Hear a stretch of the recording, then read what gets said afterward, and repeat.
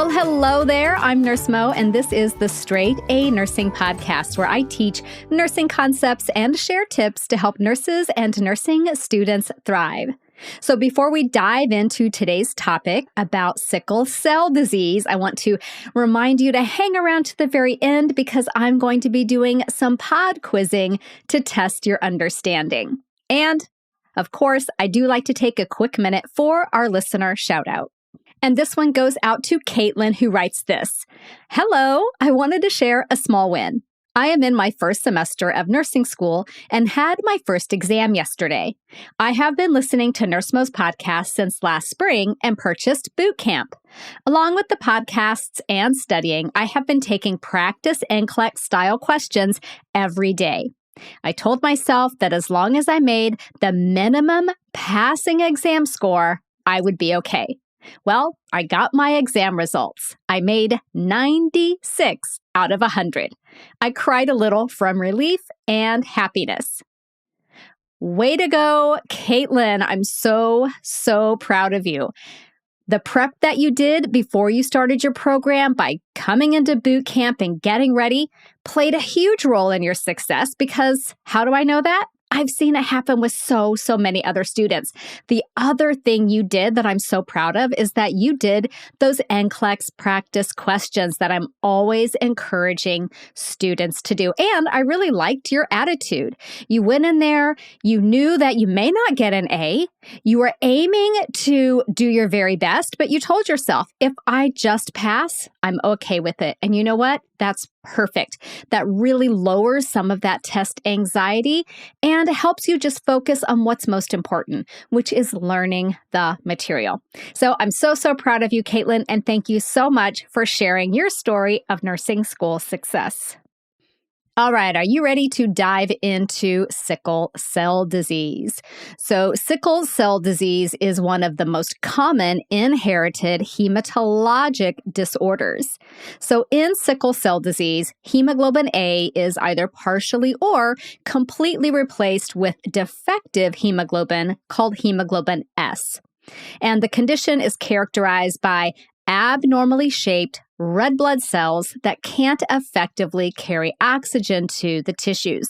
So in a healthy individual, red blood cells are round and flexible so they can fit through those tiny capillaries easily. But in sickle cell disease, the cell is crescent-shaped or sickle-shaped. It's also rigid and kind of sticky. So the result is that these abnormal cells can way more easily get lodged in the small blood vessels, leading to microvascular occlusions, really intense pain, tissue ischemia, and organ damage. When this occurs, it's called a vaso-occlusive crisis. And we'll talk a little bit more about the different types of crisis in sickle cell disease in just a moment. And when a patient has repeated or continued serious episodes of this type of crisis, it can ultimately lead to organ failure. So let's talk a little bit about kind of the 4 crises of sickle cell crisis. So when a patient has an exacerbation of sickle cell disease, they are in what is called a sickle cell crisis. And there are essentially 4 subtypes. So I mentioned briefly vaso-occlusive crisis. This is a common occurrence in those with sickle cell disease. So a vaso-occlusive crisis involves blockages in the microvasculature leading to ischemia and infarction. Very common, very painful. There's also hyperhemolytic crisis. This occurs when there is a rapid destruction of red blood cells. And then there's splenic sequestration. This very serious crisis episode is caused by clumping and pooling of blood in the spleen. And we'll talk a little bit more about the spleen in just a moment. And then we have aplastic crisis. And this crisis is often triggered by folic acid depletion or a viral infection and involves reduced production of red blood cells occurring along with greater destruction of red blood cells. So you can imagine this patient is getting anemic very quickly and very severely. So, how else does sickle cell disease affect different systems in the body? So, the manifestations and complications of sickle cell disease are pretty widespread and essentially can affect any organ, any tissue. So let's talk a little bit about some of the key ones. So looking at the hematologic system, the lifespan of a sickled cell is much shorter than that of a healthy cell. And the spleen is going to break them down with more frequency. So this leads to that severe hemolytic anemia that's kind of the hallmark of sickle cell disease. So patients often anemic when they have this condition. And then looking at the spleen, which I mentioned a moment ago, over time, the spleen's going to suffer a lot of damage, right? So as the sickled cells cause infarctions in the spleen, scarring and fibrosis are going to occur. And what this eventually does is it leads to the spleen becoming non-functional. So that's one way that the spleen gets involved. And then additionally, we have that splenic sequestration. So those sickle-shaped cells get stuck in that splenic pulp, which leads to severe anemia and a rapidly enlarging spleen in a condition, again, called splenic sequestration. Many patients with sickle cell disease will ultimately undergo a splenectomy. Now let's take a look at pulmonary. So a very common acute pulmonary condition that can affect patients with sickle cell disease is acute chest syndrome. And it is a leading cause of death and hospitalization in this patient population. So it's defined as a new opacity or radiodensity on a chest x-ray that occurs with respiratory symptoms and with fever. In children, it's often triggered by infection, and in adults, it tends to be more likely to be triggered by vaso-occlusive events or a pulmonary embolism. So that's acute chest syndrome. Pulmonary hypertension is another pulmonary complication, and it affects approximately 10% of patients with sickle cell disease. The pathogenesis of how this occurs is not fully known, but it is thought to be due in part to endothelial damage from recurrent sickling. Other pulmonary complications of sickle cell disease include pulmonary embolism, chronic dyspnea, pulmonary fibrosis, sleep apnea, and asthma. Now let's look at cardiovascular. Patients with sickle cell disease can develop cardiovascular complications, including cardiomyopathy, diastolic dysfunction, sudden cardiac death, and thrombosis. Now let's look at renal.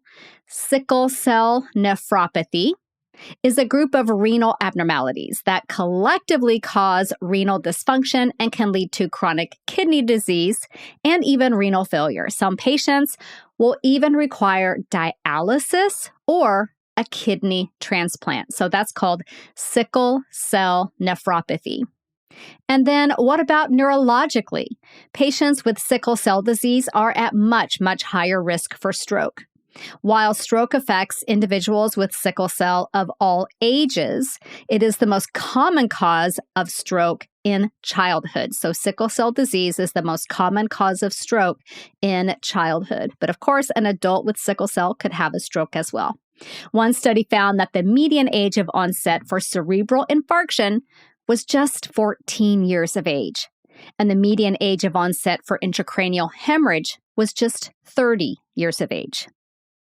And then let's look at some other GI complications or involvements. So aside from the spleen, other organs of the gastrointestinal system can be affected, and this can include ischemic colitis.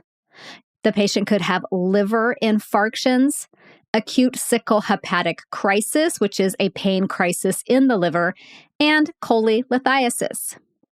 And then a few other things are things like vision loss, because we're not getting good blood flow to the vasculature in the eye, painful leg ulcers that are very difficult to treat, avascular necrosis, which is death of bone tissue that most commonly affects the hip joint.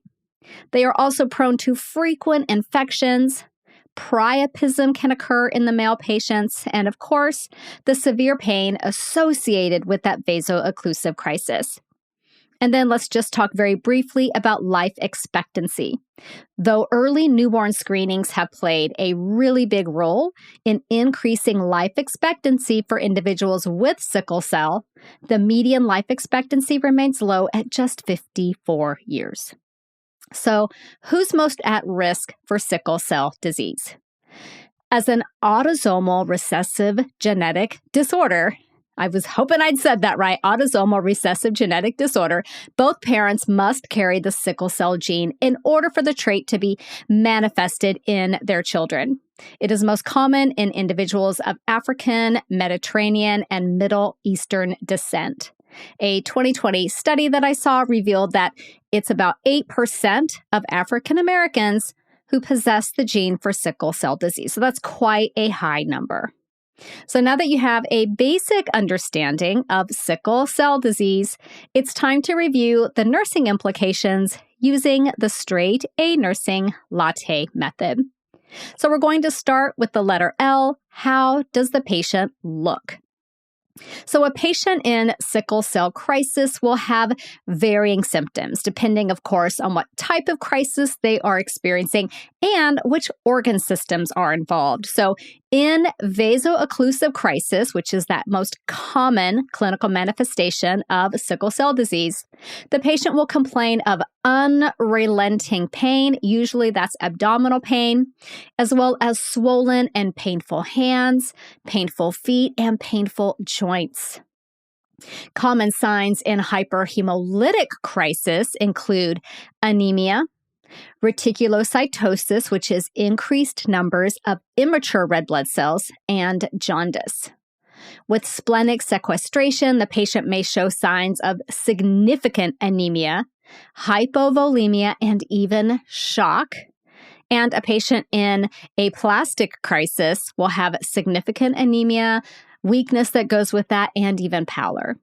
So other signs and symptoms of sickle cell disease, again, will vary based on the organ system affected and the severity of the condition. So this can include things like chest pain, tachypnea, shortness of breath, cough, and respiratory distress when the patient is having that acute chest syndrome. Now note that acute chest syndrome can be fatal in and of itself. Now, an enlarged liver or spleen or both may be present. Now, over time, as the splenic tissue becomes scarred, the organ reduces inside and may ultimately be impalpable. But if there's that sequestration going on, then again, the patient may have that splenomegaly. Jaundice may be present in cases of hepatic impairment. The patient is also likely to complain of fatigue and have exercise intolerance because they've got chronic anemia. They've got cases of acute anemia on top of that. They may have swollen hands and feet due to blockages in blood vessels of the periphery. They could have reduced visual acuity, frequent infections. Another common symptom is chronic dyspnea. Again, swollen and painful joints. They may even have ulcers on the leg. These are often very difficult to treat, and children will often show delayed growth as well as delayed puberty. So wide range of signs and symptoms.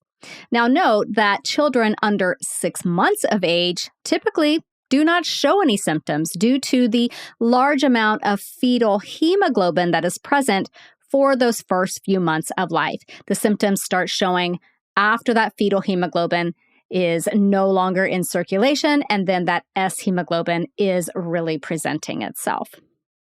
So now let's look at the next letter in the latte method, which is A for assess. How do you assess the patient? Since patients are typically hospitalized during a vaso-occlusive episode, a pain assessment, a very thorough pain assessment, is going to be a vital component of your plan of care. In addition to doing that and obtaining a full set of vital signs, you'll be tailoring your assessments to whatever the patient's actual focused problems are. For example, if they're having any kind of pulmonary involvement, you're of course doing a very careful pulmonary assessment. Now let's talk about some things that you would probably assess on everyone with sickle cell disease who's come into your facility with the vaso-occlusive crisis. You'll be doing a complete neurological assessment. Again, patients with sickle cell disease are at much higher risk for stroke. You'll also be tracking intake and output and monitoring for signs of fluid overload secondary to renal impairment, which remember, a lot of times patients with sickle cell disease have that renal impairment, and they can also have heart failure, which would lead to signs of fluid overload. Assess urine output and make note of things like hematuria or foamy urine, which would be a sign of proteinuria and problems within the kidney. And again, your patient may have that acute chest syndrome. Monitor their respiratory status. You're going to be looking at things like listening to their lungs.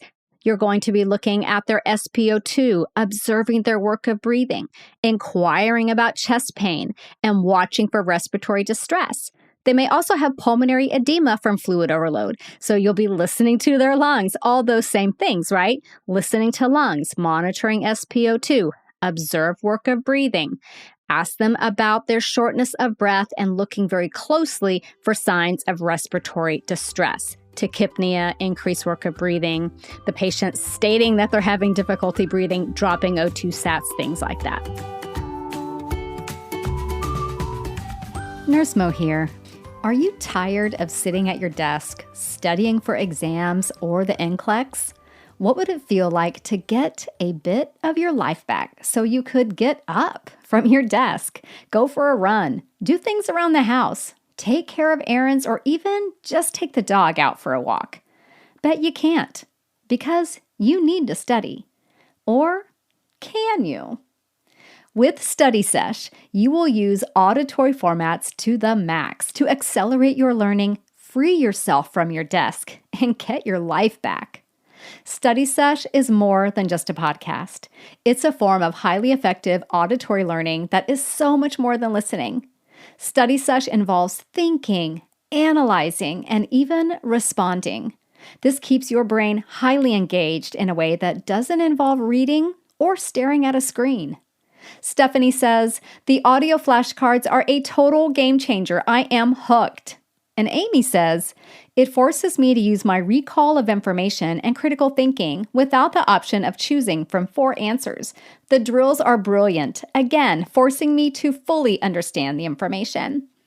And Kara says, I thought I loved the regular Straight A Nursing podcast, but Study Sesh is on a whole other level.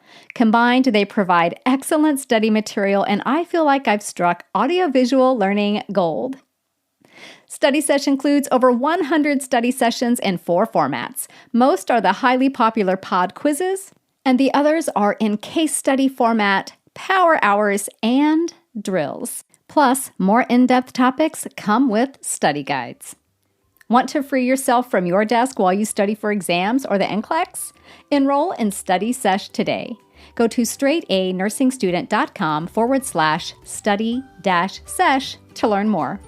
That's straightanursingstudent.com/study-sesh. I can't wait to be your study buddy.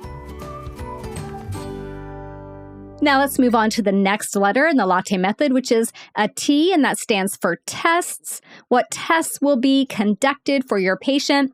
So in the United States, the most important test is mandatory early screening of newborns. We can also test in utero for those who are at especially high risk via amniocentesis or chorionic villus sampling. And then when we're looking at screening tests for sickle cell disease, there's quite a few that could be conducted, and these include a sickle turbidity test, also called hemoglobin solubility.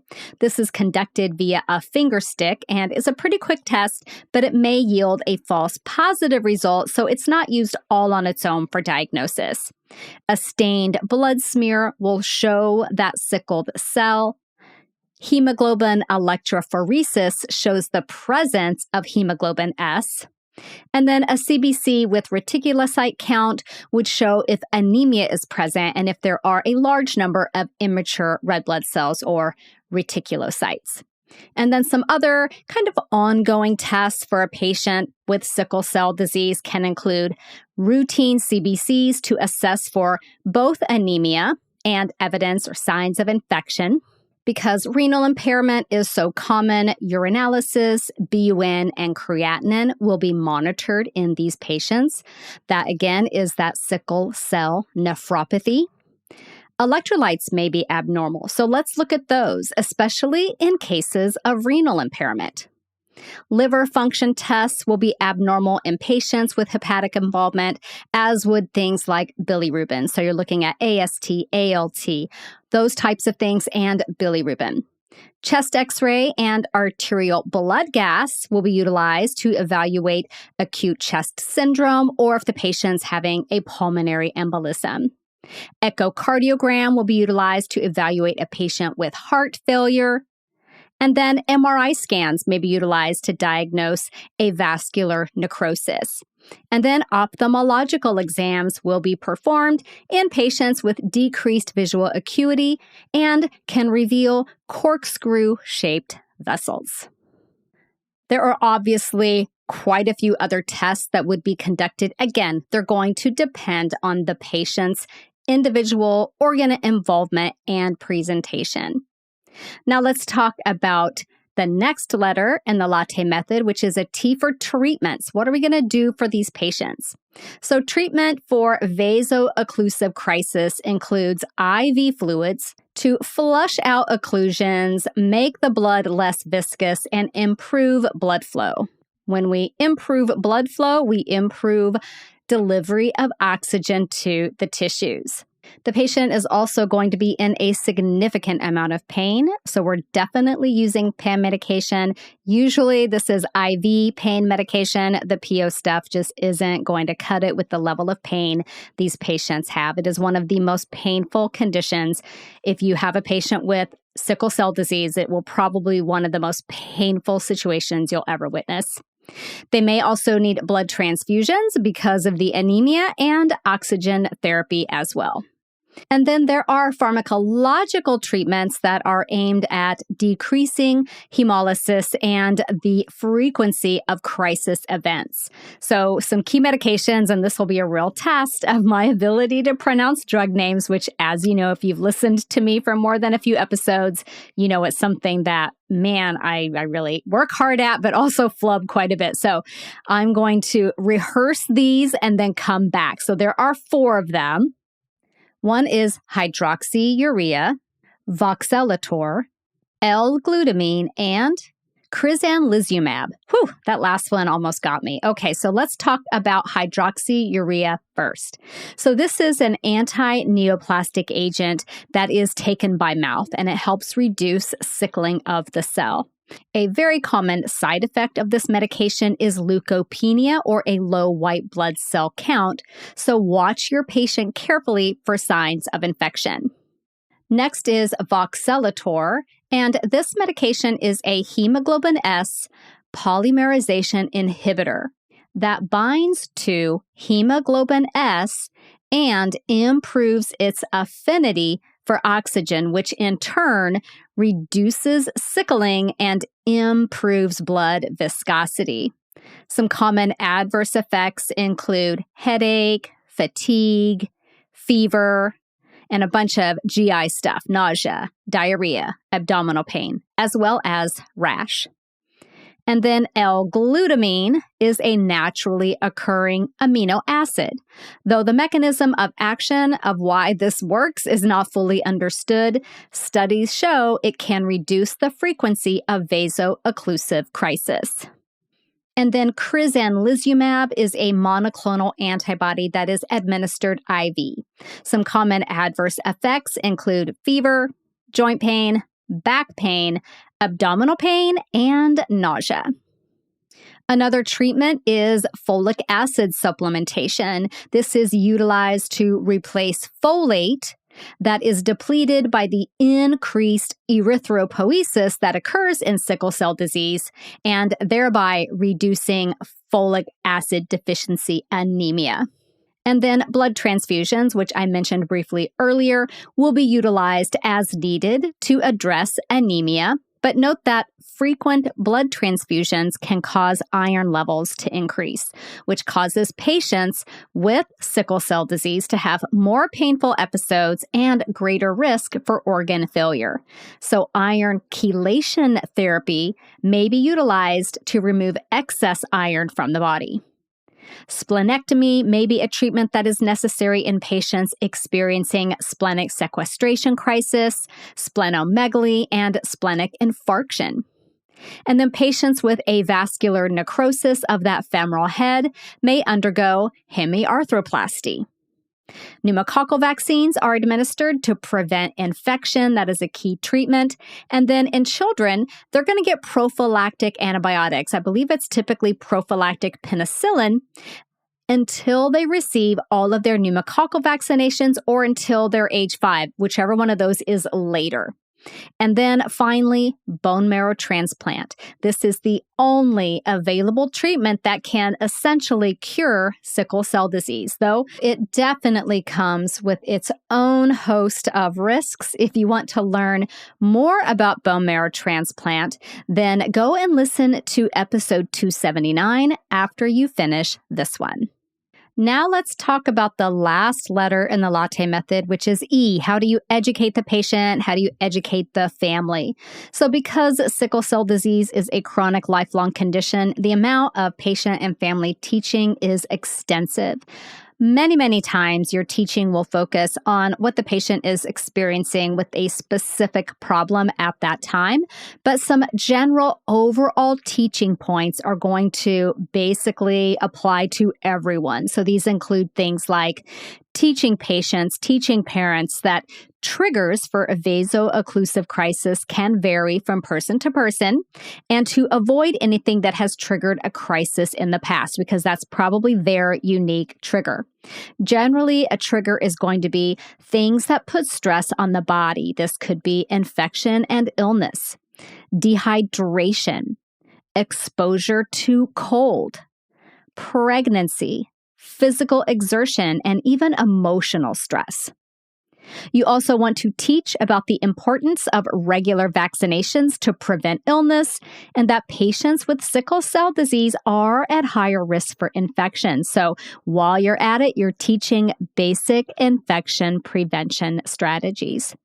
You want to encourage the patient to avoid dehydration. Again, that could be a trigger because this increases blood viscosity and can trigger that crisis. So teach them to stay hydrated. Teach the patient to avoid substances that cause vasoconstriction, such as nicotine, caffeine, and stimulants. And you also want to educate the patient on their medications. So there are a lot of teaching points with the 4 medications I mentioned earlier. I'm going to share just 1 or 2 from each one. So for hydroxyurea, this medication will make the individual more prone to infection. So again, you're teaching those infection prevention strategies. And because this medication can cause thrombocytopenia, instruct patients to use a soft toothbrush and an electric razor to decrease the risk of bleeding. Advise female patients to discuss plans for pregnancy and breastfeeding with their physician, as this medication causes fetal harm. They may even need to use contraception for a full year after discontinuing it. Additionally, this medication can cause male infertility too. Some key teaching for voxelotor is to advise female patients to notify their MD if pregnancy is planned or even suspected.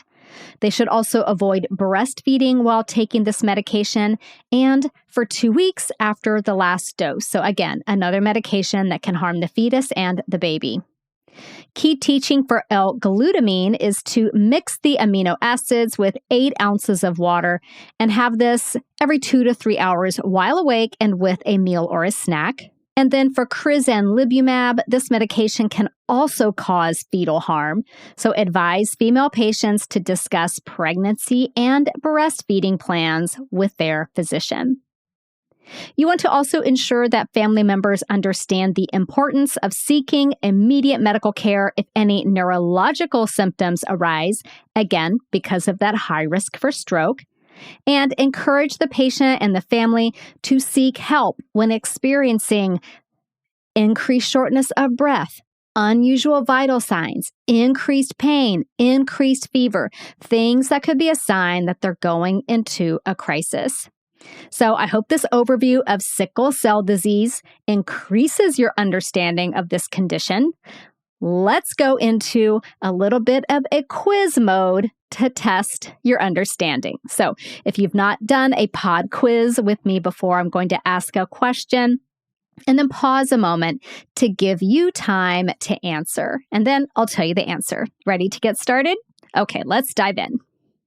What are the 3 characteristics of the abnormal cell that make it so high risk for causing occlusion?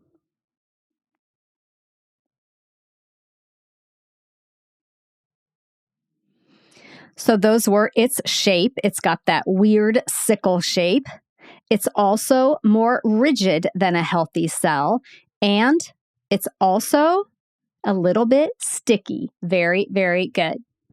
What type of crisis is this? A serious complication that is caused by clumping and pooling of blood in the spleen.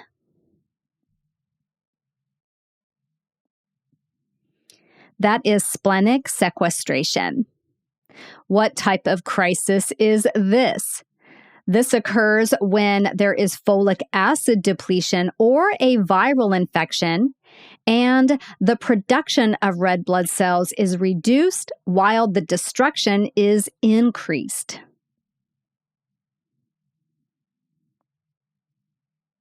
That is aplastic crisis.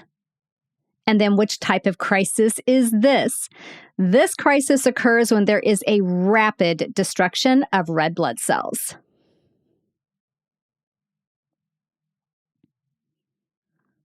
That is hyperhemolytic crisis. Awesome. And then this one is a common occurrence in people with sickle cell disease, and it involves blockages in the microvasculature that lead to ischemia and infarction. What is that called?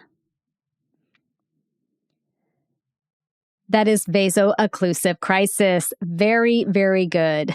What is the name of the pulmonary condition that is a leading cause of death and hospitalization in patients with sickle cell disease? That was acute chest syndrome. What is the name of the chronic kidney condition that individuals with sickle cell disease most likely have? Sickle cell nephropathy. And again, that was a group of renal abnormalities that collectively cause renal dysfunction.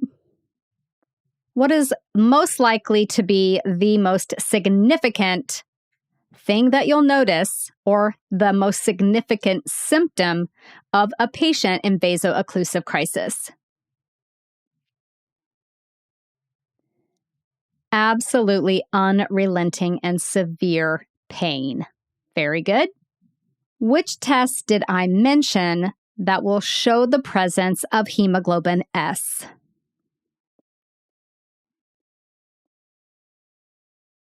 That was hemoglobin electrophoresis. And which test is quick, but might show a false positive result, so we can't rely on it alone for diagnosis?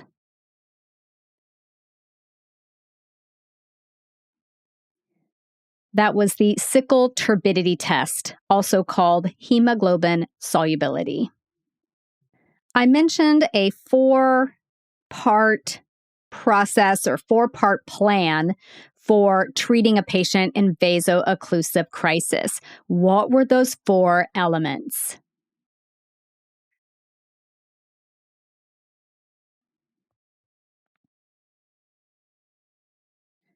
Those were IV fluids, pain medication, blood transfusions, and oxygen therapy. Which of the medications that were mentioned is going to be likely to cause alopecia?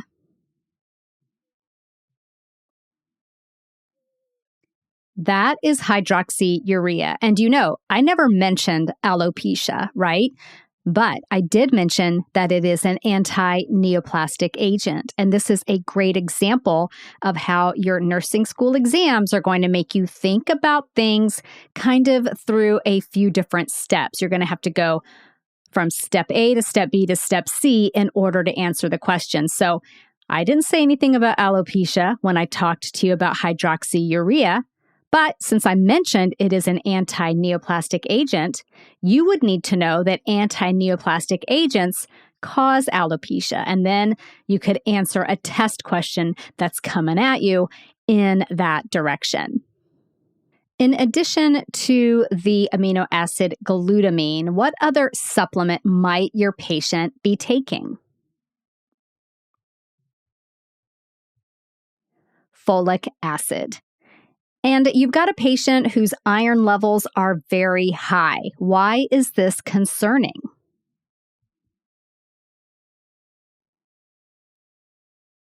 Elevated iron levels can cause organ damage, and your patient is at higher risk for more painful episodes. So, what will be the treatment for a patient whose iron levels are too high because they're getting those frequent blood transfusions? That is called chelation therapy. Okay, you did great with that pod quiz. And if you didn't know all of them, that's okay. Just go back and listen to this episode again, and I guarantee you'll be able to answer all those questions.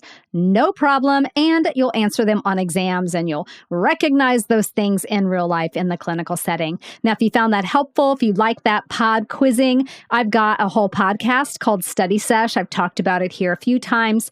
That is about, I would say, 95% of the lessons are 100% pod quiz questions covering a whole bunch of topics in med surg and OB and mental health and fundamentals. It really goes across the board. So I will put a link to that in the episode notes, or you can just go to the straightanursingstudent.com website, click on courses in the top menu bar. It'll take you to a page where you can easily click on Study Sesh to learn more about it so that you can figure out how you could study while you're on the go, because I don't know about you, but I hate sitting at my desk all day long. So I hope you found this episode helpful. I will see you back here next week. We're going to be hopping into a pediatric topic looking at whooping cough, and I believe I have a little special treat for you with that.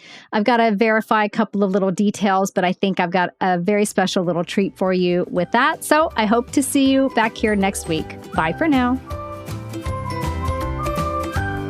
This podcast is brought to you by Straight A Nursing.